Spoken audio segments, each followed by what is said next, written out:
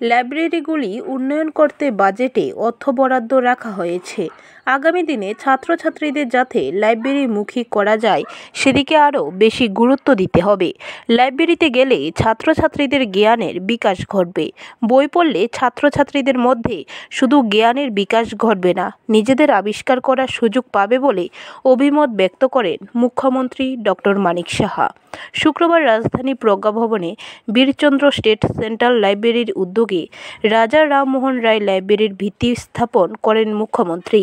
রাজা রামমোহন রায়ের প্রতিকৃতিতে পুষ্পার্ঘ্য অর্পণ করে মুখ্যমন্ত্রী ডক্টর মানিক সাহা বলেন, নরেন্দ্র মোদী প্রধানমন্ত্রী হওয়ার পর দেশকে উচ্চমাত্রায় নিয়ে গেছেন। সুতরাং ভারতবর্ষকে দেখার জন্য যে নতুন করে আবারও সুযোগ তৈরি করে দিয়েছেন প্রধানমন্ত্রী। ক্লাব সংস্কৃতিতে এখানে মানুষ, আমরা সবসময় চাই আমাদের ক্লাবের মধ্যে এটাও থাকবে, একটা লাইব্রেরিও থাকবে।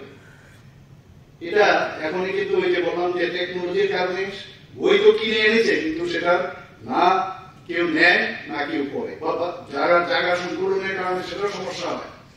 এগুলো কিন্তু আমাদের ভিতরে কিন্তু লাইব্রেরি একটা বিষয় আছে, কিন্তু সেটা আমাদের যদি এখন যেটা বলা হয়েছে আমাদের মাননীয় প্রধানমন্ত্রীর যে মার্গদর্শনে যেভাবে এখন বাজেটেও তার ব্যবস্থা রাখা হয়েছে, যা বললেন ডাইরেক্টর সাহেব, যে লাইব্রেরিকে আবার পুনরুদ্ধার করতে হবে এবং লাইব্রেরিতে বসা।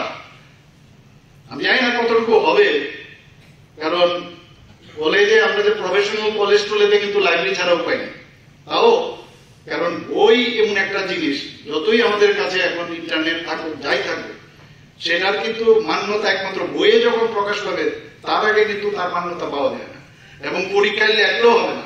আজকাল ট্রিটমেন্টও কিন্তু দেখা যায়, অনেকে সব ট্রিটমেন্ট মানে গুগল খুলে ট্রিটমেন্টও মানে শিখে নেয়, কিন্তু এতে লাভ হবে না, মানুষ মরে যাবে সেই ট্রিটমেন্ট করলে।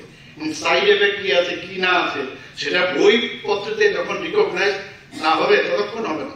বই এখনো কিন্তু একটা বিশাল রিকগনাইজেশনের বিষয় এবং নিজেকে আবিষ্কার করারও বিষয়।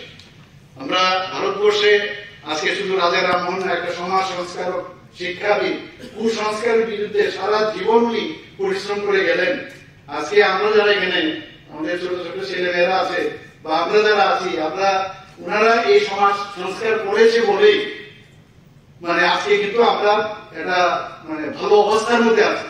ওনারা যেভাবে এই জঞ্জাল সাফ করে দিয়েছেন, এর জন্য আমাদের ইজ অফ যে মুভমেন্ট সেটা সম্ভব হয়েছে। কাজে ওনাদের আমরা স্মরণ মানে করাটা খুবই বাঞ্ছনীয়, এবং মানে এই ধরনের ওনাকে স্মরণ করে আজকের দিনে ওনার যে চিন্তা ভাবনা কিভাবে কুসংস্কারের বিরুদ্ধে আমাদের লড়তে হবে এখনো আছে।